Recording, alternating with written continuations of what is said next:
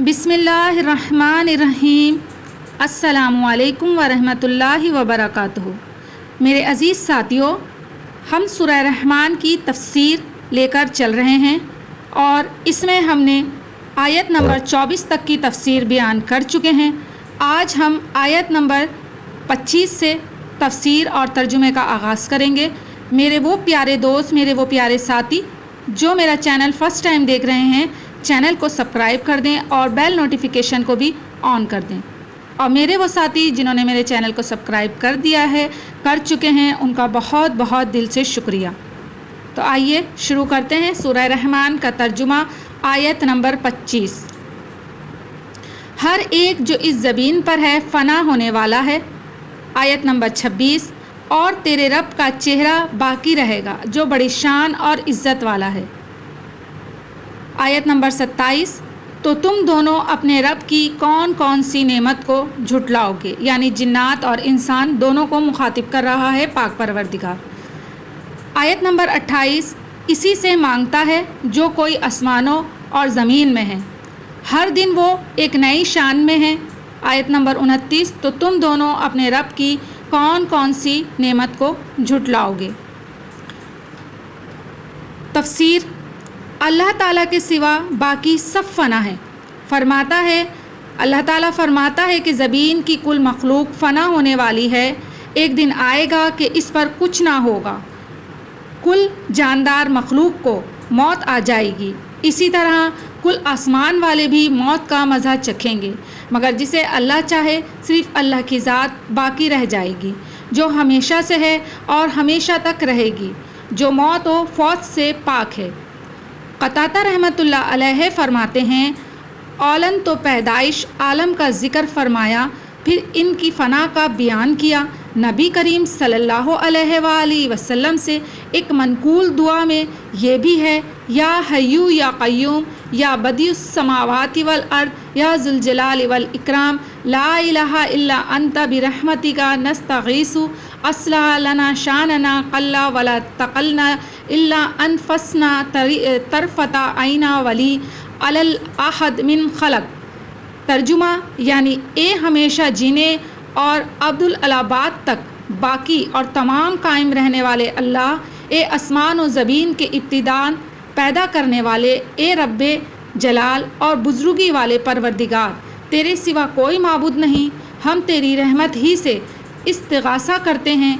हमारे तमाम काम तू बना दे और आँख झपकने के बराबर भी तू हमारी तरफ ना सौंप और ना अपनी मखलूक में से किसी की तरफ।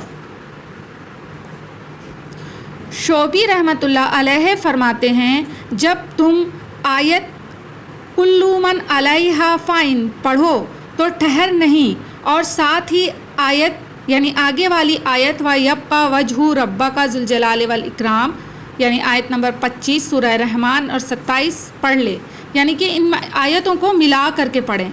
इस आयत का मज़मून दूसरी आयत में इन अल्फाज से है, सिवाय ज़ात बारी के हर चीज़ नापीत होने वाली है। फिर अपने चेहरे की तारीफ़ में फ़रमाता है, वो ज़ुल जलाल है, यानी इस काबिल है कि इसकी इज़्ज़त की जाए, इसका जाहो जलाल माना जाए और इसके अहकाम की पूरी अताअत की जाए और इसके फरमान की ख़िलाफ़ वर्जी से रुका जाए। जैसे और जगह है जो लोग, यानी सूरह कहफ की भी इसके अंदर मिसाल दी है उन्होंने, कि जो लोग सुबह शाम अपने परवरदिगार को पुकारते रहते हैं और इसी की ज़ात के मुरीद हैं, तो इन्हीं के साथ अपने नफ्स को वाबस्ता रख। नेक लोग सदका देते वक्त समझते हैं कि हम महज अल्लाह की रज़ा के लिए खिलाते पिलाते हैं। वो किब्रियाई, बड़ाई, अज़मत और जलाल वाला है। बस इस बात को बयान फरमा करके तमाम अहले ज़मीन फौत होने में और फिर अल्लाह के सामने क़यामत के दिन पेश होने में बराबर हैं, और इस दिन वो बुज़ुर्गी वाला अल्लाह इनके दरमियान अदल व इंसाफ के साथ हुक्म फरमाएगा। साथ ही फरमाया, अब तुम ए जिन्नो इंस अल्लाह की कौन कौन सी नेमत से इनकार करते हो, यानी झुटलाते हो। फिर फरमाता है कि वो सारी मखलूक से बेनियाज है और कुल मखलूक इसकी यकसर मोहताज है। सब के सब साहिल हैं और वो गनी हैं, यानी अल्लाह ताला गनी हैं। सब फ़कीर हैं और वो सब के सवाल पूरे करने वाला है। ہر مخلوق اپنے حال و قال سے اپنی حاجتیں اس کی بارگاہ میں لے جاتے ہیں اور ان کے پورا ہونے کا سوال کرتے ہیں۔ وہ ہر دن نئی شان میں ہے۔ اس کی شان ہے کہ ہر پکارنے والے کو جواب دے، مانگنے والے کو عطا فرمائے، تنگ حالوں کو کشادگی دے، مصیبت و آفات والوں کو رہائی بخشے، بیماروں کو تندرستی عنایت فرمائے، غم و وہم دور کرے، بے قرار کی بے قراری کے وقت کی دعا کو قبول فرما کر اسے قرار اور آرام عنایت فرمائے، گناہ گاروں کے واویلے پر متوجہ ہو کر خطاؤں سے درگزر فرمائے، گناہوں کو بخشے، زندگی وہ دے، موت وہ دے، تمام زمین والے کل آسمان والے اس کے آگے ہاتھ پھیلائے ہوئے اور دامن پھیلائے ہوئے ہیں۔ چھوٹوں کو بڑا وہ کرتا ہے، قیدیوں کو رہائی وہ دیتا ہے، نیک لوگوں کی حاجتوں کو پورا کرنے والا، ان کی پکار کا مدعا، ان کے شکوے شکایت کا مرجع وہی ہے، غلاموں کو آزاد کرنے کی رغبت وہی دلانے والا اور ان کو اپنی طرف سے عطیہ وہی عطا فرماتا ہے، یہی اس کی شان ہے۔ ابن جریر رحمۃ اللہ علیہ میں ہے کہ رسول اللہ صلی اللہ علیہ وآلہ وسلم نے اس آیت کی تلاوت کی تو صحابہ رضی اللہ تعالیٰ عنہ نے سوال کیا کہ یا رسول اللہ وہ شان کیا ہے؟ فرمایا گناہوں کو بخشنا، دکھ کو دور کرنا اور لوگوں کو ترقی اور تنزلی پر لانا۔ تفسیر ابن جریر صفحہ نمبر 11 آیت نمبر 592۔ ضعیف حدیث ہے یہ، لیکن یہ حدیث ہے۔ ابن ابی حاتم میں اور ابن عساکر میں بھی اسی کے ہم معنی ایک حدیث ہے۔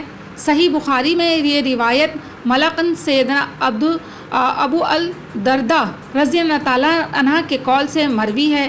ہزار میں بھی کچھ کمی کے ساتھ مرفوعاً مروی ہے۔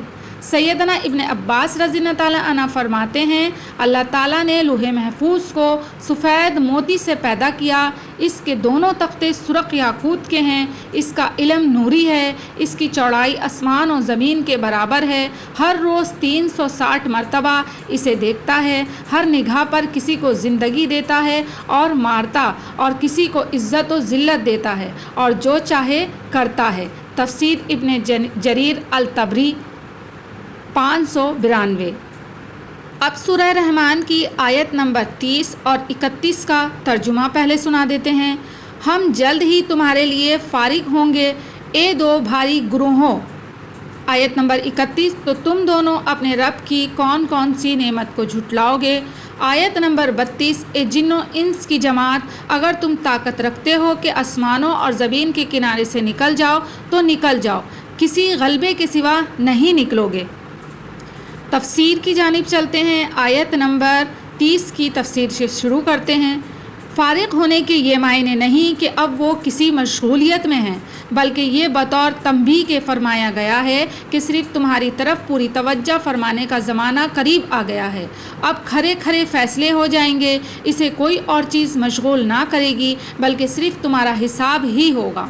محاورہ عرب کے مطابق یہ کلام کیا گیا ہے جیسے غصے کے وقت کوئی کسی سے کہتا ہے اچھا فرصت میں تجھ سے نمٹ لوں گا، تو یہ معنی نہیں کہ اس وقت مشغول ہوں، بلکہ یہ مطلب ہے کہ ایک خاص وقت تجھ سے نمٹنے کو نکالوں گا اور تیری غفلت میں تجھے پکڑ لوں گا۔ الثقلان سے مراد انسان اور جنات ہیں، جیسے ایک حدیث میں ہے کہ اسے سوائے ثقلین کے ہر چیز سنتی ہے، اور دوسری حدیث میں ہے سوائے انسانوں اور جنوں کے۔ صحیح بخاری 1338۔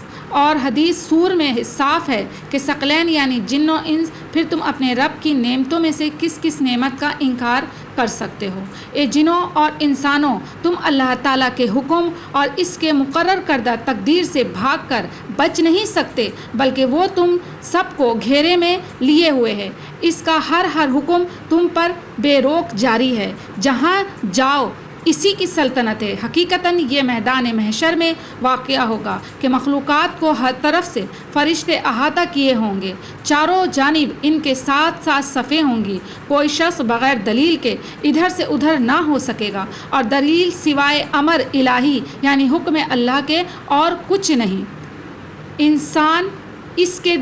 انسان اس دن کہے گا کہ بھاگنے کی جگہ کدھر ہے، لیکن جواب ملے گا کہ آج تو رب کے سامنے ہی کھڑے ہونے کی جگہ ہے، جیسا کہ سورہ یونس میں بیان کیا گیا ہے۔ آیت نمبر 10 اور 27 یعنی بدیاں کرنے والے یعنی برائی کرنے والے گناہ کرنے والوں کو ان کی برائیوں کے مانند سزا ملے گی، ان پر ذلت سوار ہوگی اور اللہ کی پکڑ سے پناہ دینے والا کوئی نہ ہوگا۔ ان کے منہ مثل اندھیری رات کے ٹکڑوں کے ہوں گے اور یہ جہنمی گروہ ہے جو ہمیشہ جہنم میں ہی رہے گا، کہ معنی آگ کے شعلے جو دھوئیں میں ملے ہوئے سبز رنگ کے جھلسا دینے والے ہوں گے۔ بعض کہتے ہیں کہ دھوئیں کے آگ کے اوپر کا شعلہ جو اس طرح لپکتا ہے کہ گویا پانی کی موج ہے۔